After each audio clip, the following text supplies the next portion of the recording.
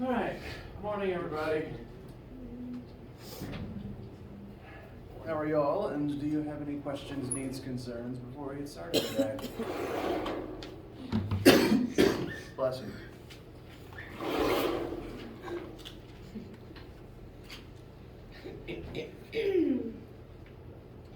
All right.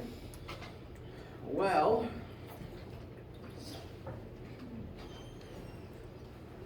in the past couple of days, we've been talking about the physics definition of work, the idea that when you exert force on something and cause it to move, you are using up energy, imparting that energy into the object to allow it to move and to do stuff.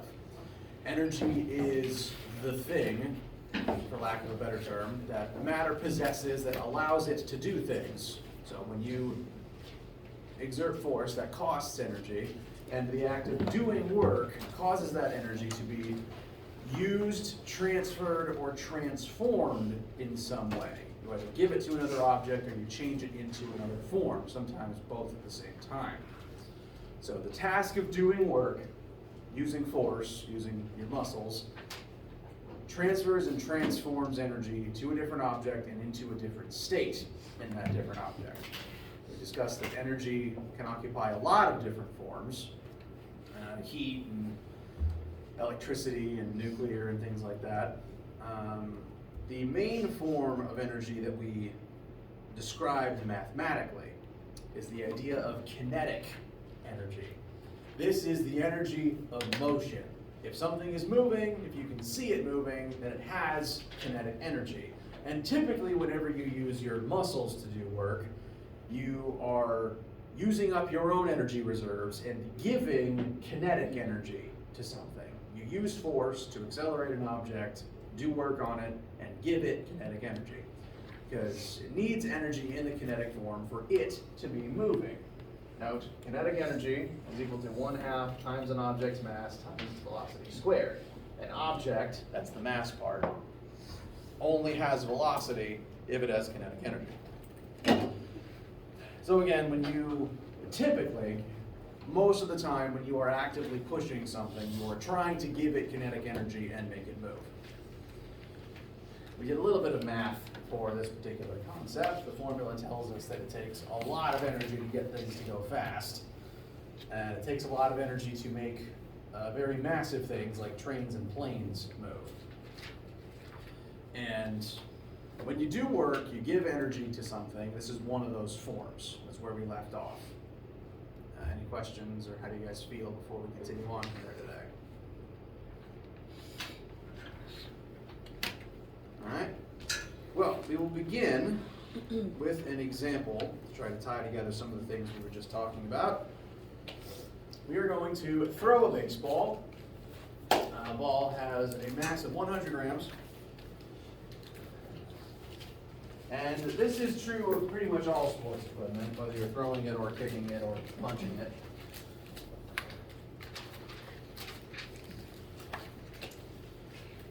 We're going to exert a force on this particular object, and it's going to be in contact with us, in contact with that force, for a certain distance as it moves. So when playing sports, your sports ball of choice, you hold on to your object, or possibly kick it, and you exert force as it moves a distance in your hand. There's force going on the entire distance while it's still in your hand, and then eventually that distance ends when you let it go. I shouldn't have thrown my marker cap. So in this case, the force we're exerting on the baseball is a force of 10 newtons, and that force will be active for a distance of 1.2 meters. That's the distance we wind up from here to here. So, applied force of 10 newtons, which will be active for a wind-up distance of 1.2 meters before we let it go and before that force stops being exerted on the ball. Bless you. Read question, draw a picture, list variables, mass of 100 grams, excuse me. The force is 10 newtons. And our delta x, the ball's displacement, while this force is active, is 1.2 meters. So, first question. How much work are we going to do on the baseball as we throw it?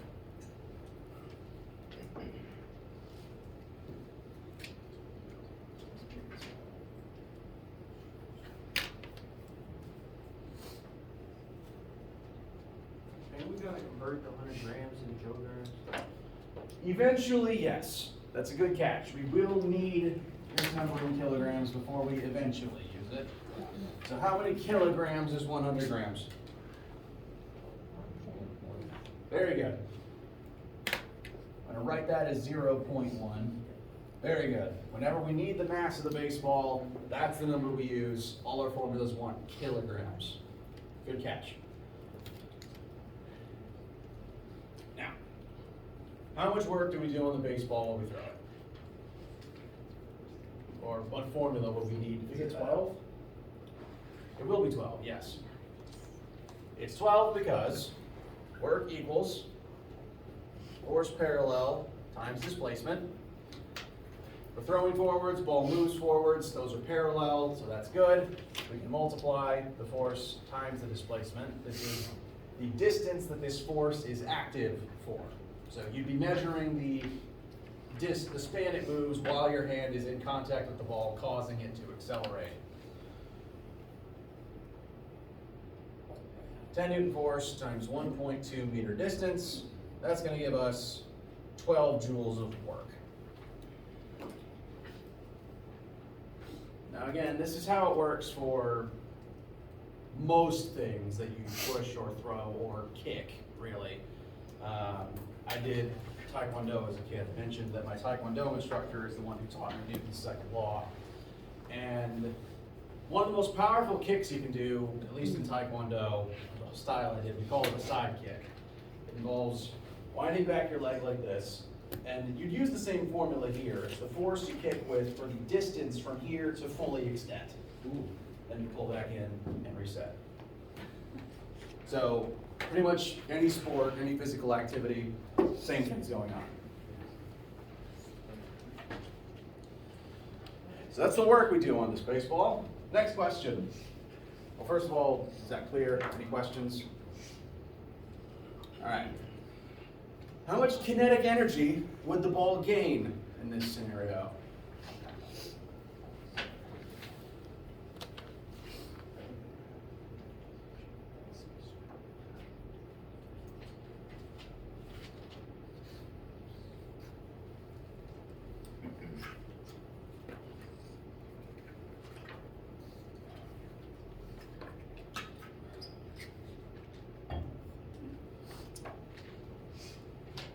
I'm going to ask a leading question. What is, again, the purpose of doing work? Why did we do work on the baseball? We wanted to give it energy. We wanted to make it start moving. So if we do 12 joules worth of work on the baseball, it's going to gain 12 joules of energy. Because if we do this work, that's energy that we used up. And the concept we're going to start working on is the idea of conservation of energy. If we use up 12 joules, that 12 joules doesn't stop existing. It has to go somewhere. And specifically in this case, it's going to become kinetic energy in the ball. The process of doing work took energy out of our muscles and transferred it into the baseball, and that's why the baseball moves. And it's why throw enough sports equipment, you tire your arm out. There's literally less energy in your arm after you send it into the baseball. So in this specific case, we figured out we did 12 joules of work on the ball. That's 12 joules of energy that we don't have, and now it's 12 joules of energy that the ball does have. And since the ball's going to be moving, the form that this energy transforms into is going to be the kinetic state. So in this interaction, the baseball will gain 12 joules of kinetic energy. We do 12 joules of work on it, the ball has to gain that amount of energy. If we lose that amount of energy, because the energy has to go somewhere, it's like nuclear waste, you gotta put it somewhere. In this case, it goes into the baseball, and since we're making the ball move, the form it's gonna take is kinetic. So the act of doing work transformed the chemical potential energy in our muscles into kinetic energy in the baseball. Questions, comments, concerns? Feel all right with this idea?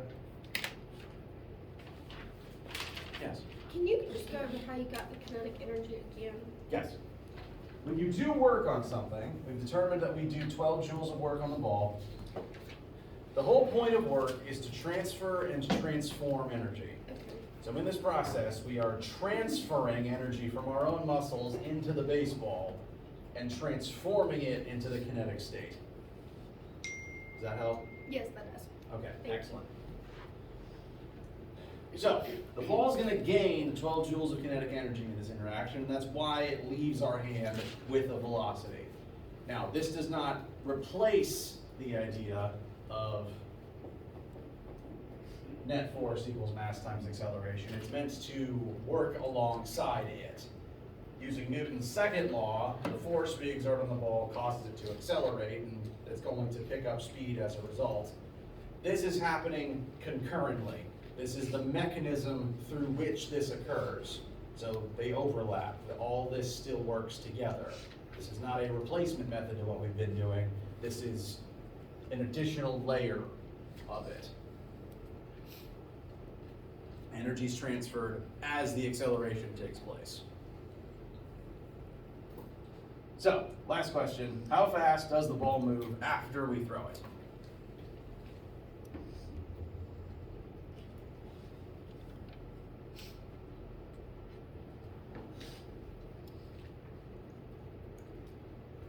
We know how much kinetic energy it now has. We have given it 12 joules of kinetic energy. Remind me, what is the formula for kinetic energy? 1/2 mass velocity squared. Excellent.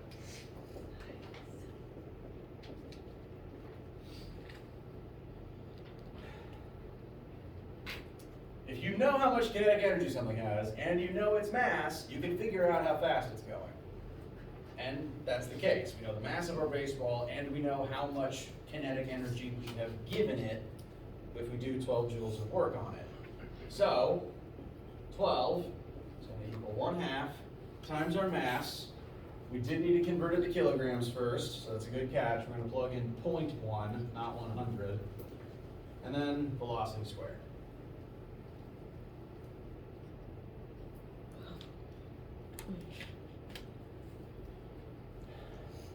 Any questions arriving at this point? All right. Algebra time, divide by 1/2, that's going to be 24, equals 0.1 v squared. Divide by 0.1, 240, equals v squared. V is going to be the square root of 240.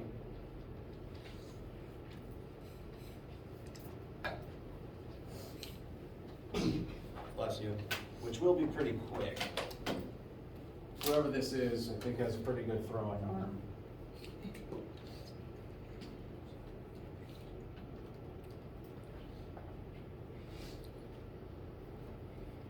Does anyone disagree with approximately 15.5 meters per second?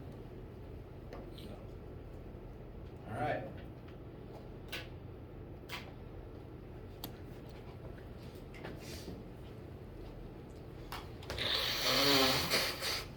Bless you.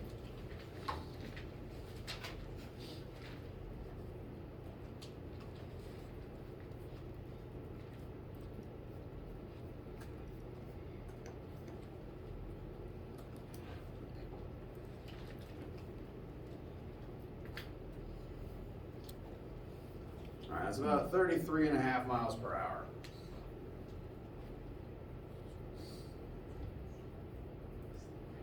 So,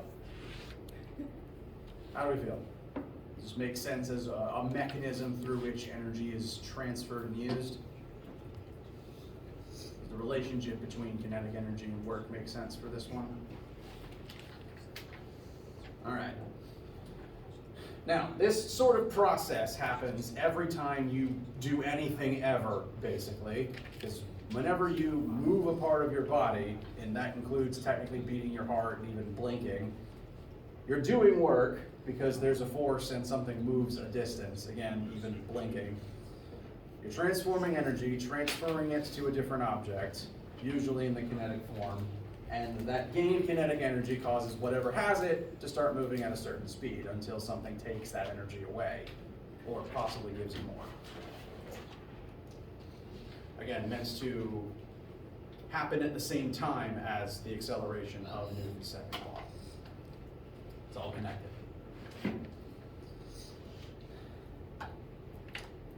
Now, kinetic energy is not the only form of energy that exists. We discussed that last time. There's lots of different states.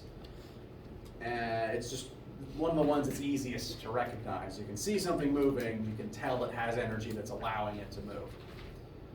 There's another type of energy that I want us to define and focus on for this particular chapter, because we've been discussing how energy transforms between states. You can change what state that energy is in by doing work. And so far, the only form of energy we've done any math for is kinetic. So it's going to help us to have a second form of energy that we can use as a place to transform energy into and back. And the next most common form of energy that humans can visually interact with in the world around them is called gravitational potential energy. So this is an additional form of energy in addition to the kinetic form. And this one's a little weirder than just kinetic energy, because conceptually you can see things moving. You understand that it takes energy to move things. Kinetic energy is sort of an active form of energy. You can see it. You can see that an object has it because you can see it in motion, or you can detect that it's in motion through some way. GPE is a little more subtle in that this is one of those forms of potential energy that we talked about. If an energy is a potential type, it means it's not currently in use. It means it's being stored up for later, like again in a battery. Technically the food you eat is a battery because it's stored, the energy in the food is stored in chemical form. You eat the food and then you store the chemical energy for later use. It's a similar thing here, except there's no food, there's no literal electrical battery involved, but gravitational potential energy is still a form of energy that is being stored to be released and used later. And it's specifically energy that is stored in an object's ability to fall. You see the marker in my hands right now? This marker may not be immediately visually obvious, but it has energy stored inside of it. Do you want to know how I release that energy? Yeah, let it drop. If it didn't have energy stored up, letting it go would do nothing. If something has no energy, it's just not going to do anything. But when I let go of an object I'm holding in the air, it does fall. We've discussed why this happens, because gravity is going to pull it down.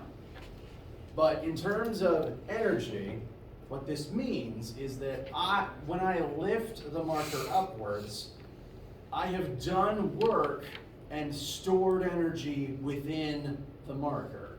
Because in order to lift it, I had to do work on it, correct? According to the work formula, if I exert a force and the marker moves a distance, I have performed work upon it, and I have given it energy. And you do that whenever you lift something straight up, because this requires a force. I have to overcome the force of gravity to lift something, and it has moved a distance. So this action uses work, it uses up energy. Now before, when you were just throwing something sideways, the work you were doing was directly transforming into the kinetic state. And that's why the baseball leaves your hand at a pretty high speed. But that's not what I'm doing here. Here I'm just lifting something and holding it. So the energy that I've spent, because I spent energy, I did work, there's now less energy in my muscles. The energy I spent is now in the marker, because the marker is the object I did work on. The marker has to gain energy if I do work on it.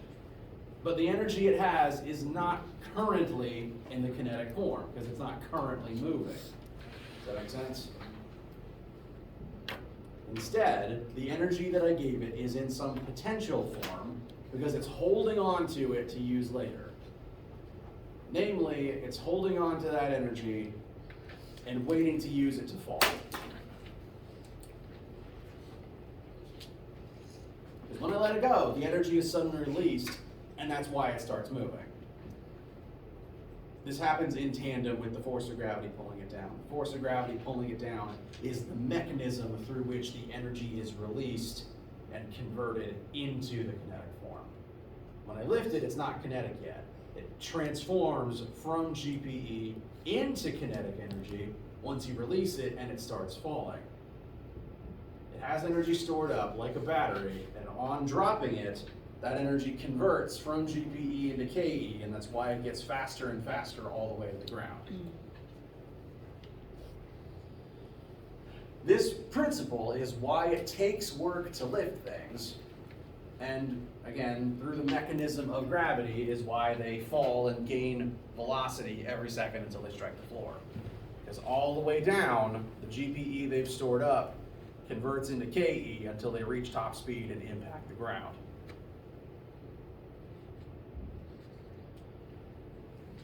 Now, I do find when explaining GPE to students, it is kind of a weird principle, because again, you can't really see it. You can't really see energy in general until it starts doing something. So you can never see energy in the potential form. You only see the energy once it transforms from potential into something else. So in this case, you only notice the stored energy once it falls and starts converting to KE. But I guarantee there's still energy in an object just hanging here. And if I was to try to compare this to a real world example, I would describe to you a waterfall with a water wheel attached to it. The way that a waterfall works is there's water at some height above the ground, so it has the ability to fall. As long as that water's elevated, it could fall off the cliff, and eventually it will. When that water falls off the cliff, its stored up GPE transforms into KE, and that's why it gets faster and faster all the way down. That's why you don't want to go over a waterfall's edge. But if you attach a water wheel, I know that looks a lot like a sun. You attach a water wheel to this waterfall and the rushing water goes over the wheel, that stored GPE is able to be harnessed by the wheel. You gain energy through this mechanism, correct? Like, we've powered machines using tech like this. And the energy that the wheel gains, like, you can connect this to a power grid and power a town with stuff like this. And the fact that the machine gains energy is proof the water had energy up here that is released and then stored in the wheel. So there is energy stored up here that's released on falling. And the fact you can power your house with this proves that. Does that make sense? All right.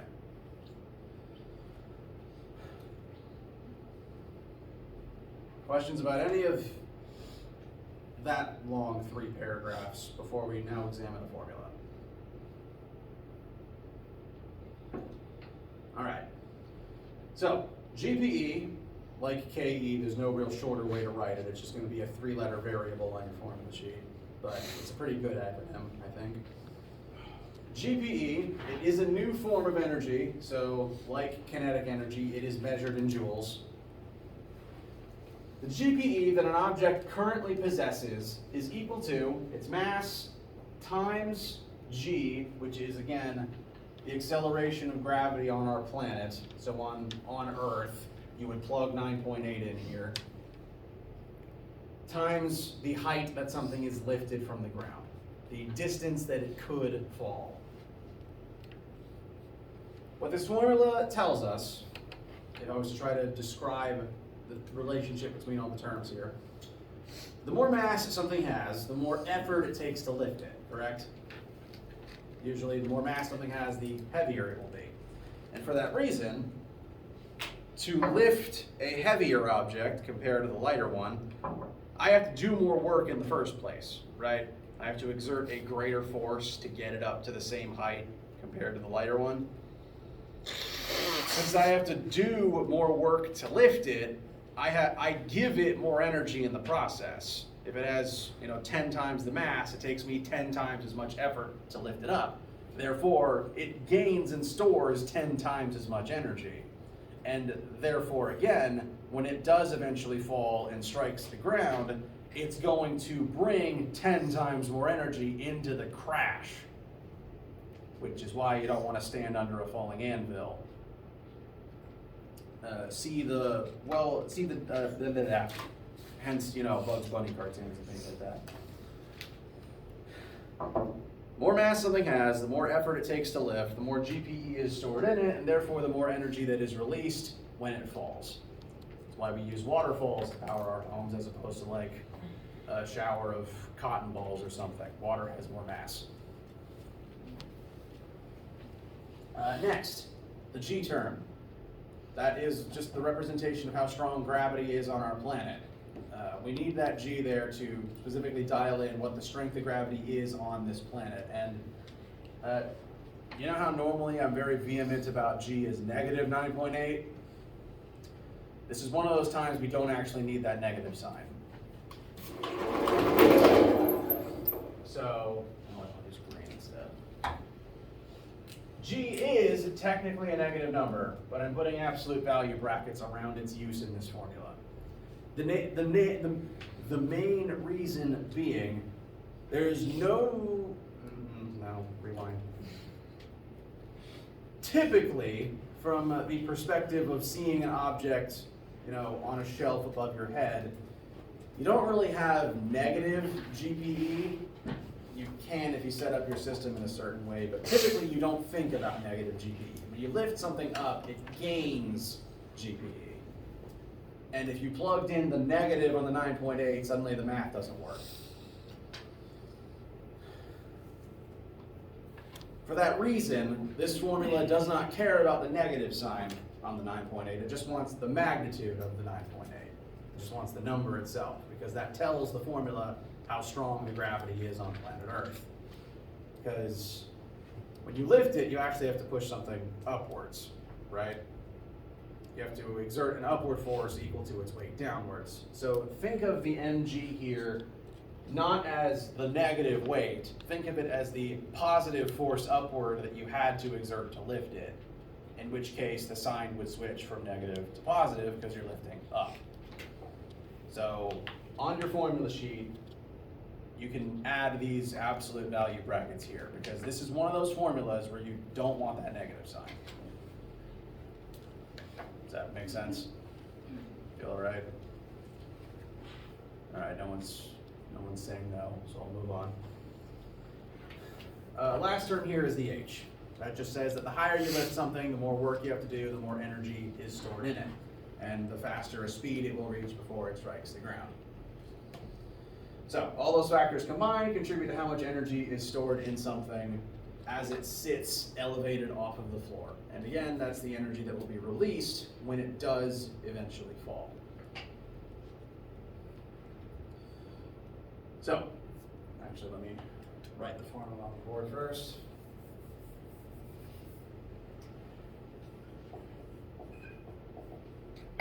Bless you.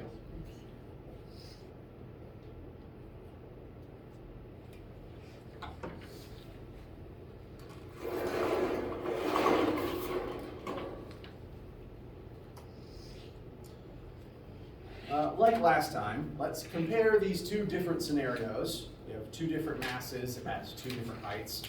And I want you to tell me which scenario has more GPE in it. Scenario A. No, they're both objects this time. Object A has a mass of 5,000 grams, and we're going to lift it by a height of 10 meters. Object B has a mass of 100 kilograms, and we're going to lift it by 10 centimeters. Which scenario would you bet has more GPE in it? A? All right. That is a pretty safe bet. Let's do the math and prove it. GPE equals mgh. So in scenario A, we've got a mass of how many kilograms is 5,000 grams? 5.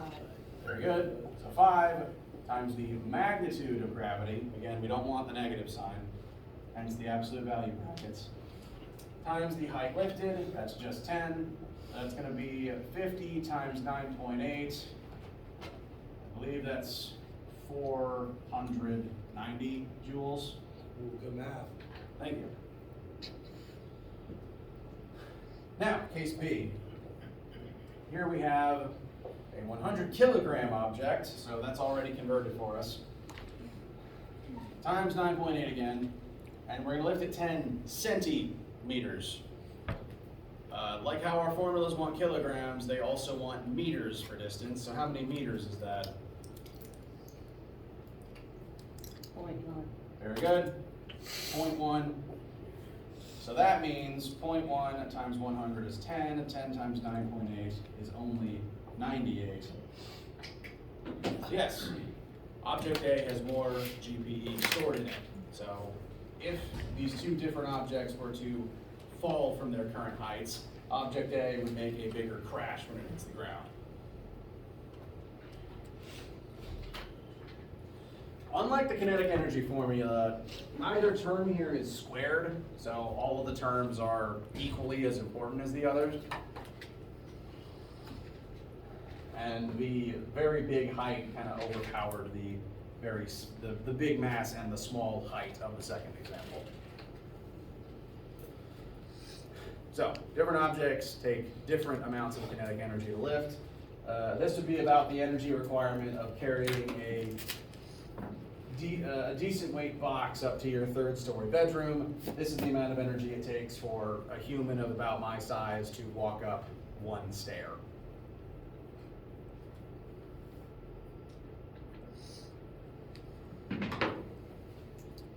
Questions about GPE thus far? All right. Now, earlier I mentioned, so I want to make sure this ends up in your notebooks, the law of conservation of energy. This is technically a thermodynamics principle, so we'll be using it and revisiting it later in the semester as well.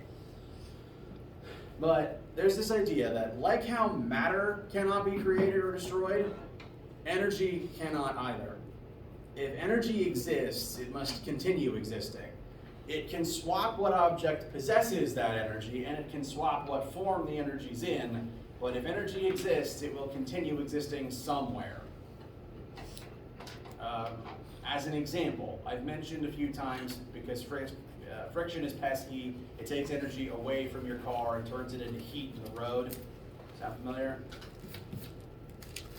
So all the kinetic energy that your car has, all the energy that's causing it to roll forwards, if you take your foot off the gas and you let friction bring your car to a complete stop, friction will have taken all of the energy, all the kinetic energy out of your car and turned it into heat in your car's engine bits and also in the road beneath you. That same total amount of energy exists, all 1,000, 1 million joules of it, however much there was. It's just not kinetic energy in your car anymore. Now it's thermal energy that's just pointlessly making something warm. And we can't get it back. But it still exists. It was not destroyed. You just can't see it anymore. It's the same kind of case when you drop something. If I drop a marker, well, first of all, before I drop it, there's a certain amount of GPE stored in this marker, correct? As we just discussed. let's say I lift the marker and I do 10 joules of work on it. That means that there's now 10 less joules of energy in my own muscles, and now the marker has 10 joules of GPE. As I drop the marker, it's going to fall towards the ground. And as it descends, as it starts getting lower, what's going to happen to that GPE number? Sorry? Well, GPE rises when you lift something, correct? So as something falls, what happens to its GPE? It goes down. That's because its height is constantly getting smaller. And if h gets smaller, you're multiplying by a smaller number, the object has less GPE in it. So as things fall, GPE goes down. Now, does that GPE stop existing? Is it destroyed? No. Thermodynamics says it can't be. I just told you it can't be. So instead, where does it go? What happens to it as the object falls and its GPE decreases and its cap flies off? Turns into kinetic energy. Exactly. Every single joule of GPE it loses on the way down turns into the same amount of KE. That's because gravity, as anything falls, does work on the falling object and causes the energy to transform. Like how you can do work to transform the chemical energy in your arm into GPE by lifting something. So like how friction can do work and turn energy into heat, gravity can also do work, and it turns GPE into KE as it pulls things down. So, however much GPE something loses on its way down turns into the same amount of KE until the nanosecond before you strike the floor, the moment where your height's at 0 but the collision hasn't really started yet, if you're like freeze framing the camera. At that moment, where you're at your lowest possible height, all the GPE's gone and it's turned into the same amount of KE. So, to rewind, I do 10 joules of work to lift, it has 10 joules of GPE, and as it falls, it's going to turn into 10 joules of KE before it goes boom. And then after it goes boom, that energy will turn into 10 joules worth of friction and sound and energy in the ground. Not destroyed, just changes state, changes what has it. Sound good so far? So that's going to be an additional layer to the work problems, like the concept of work problems that rely on forces and energy. However much energy is in a system is going to remain. It's just going to get divvied up into different types as the problem goes on.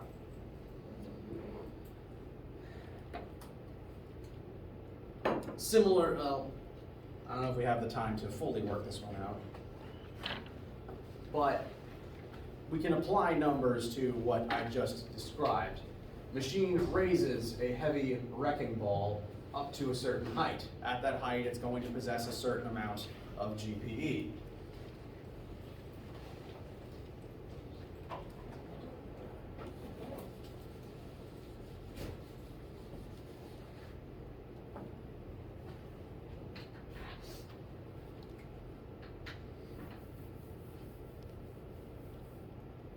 So, wrecking ball, very big mass. It's like the size of a truck. Height of 15 meters. Crane had to do work to lift it there. So by calculating the GPE of the wrecking ball, we can figure out how much work was done and how much energy the wrecking ball currently has. GPE, MGH. So 2,500 times 9.8 times 15 meters is a very big number. It takes a lot of energy to lift these things. That's why they make such good tools of destruction. They bring a lot of energy into their collisions.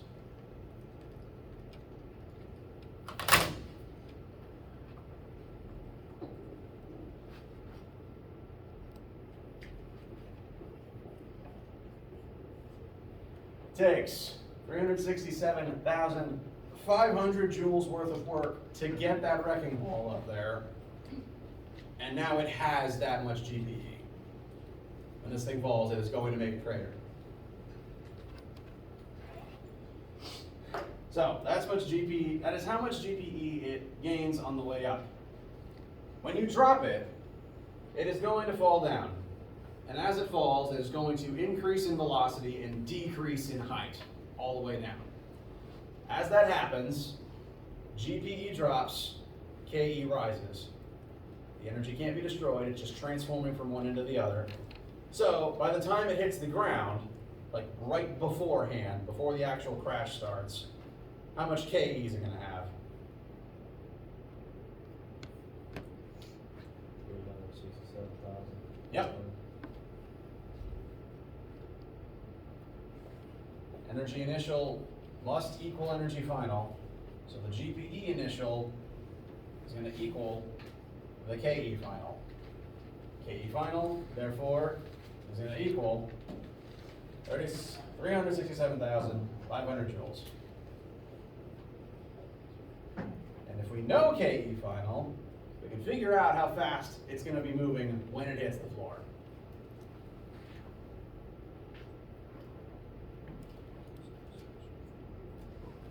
Three, six, 7, 500 equals 1/2 times a very large mass times velocity squared divided by 0.5 divided by 2.000 square root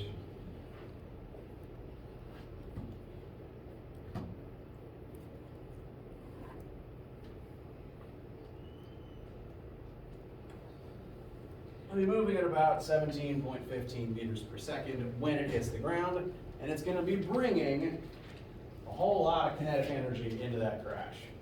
This is potentially more energy than you eat and use in a day. Just destroying the pavement.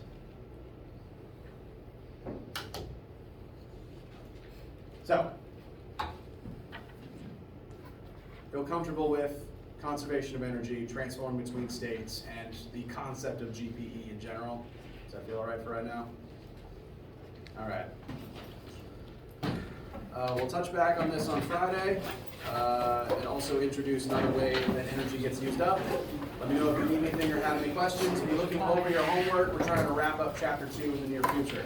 You know what questions you have, whatever you need, and have a wonderful day.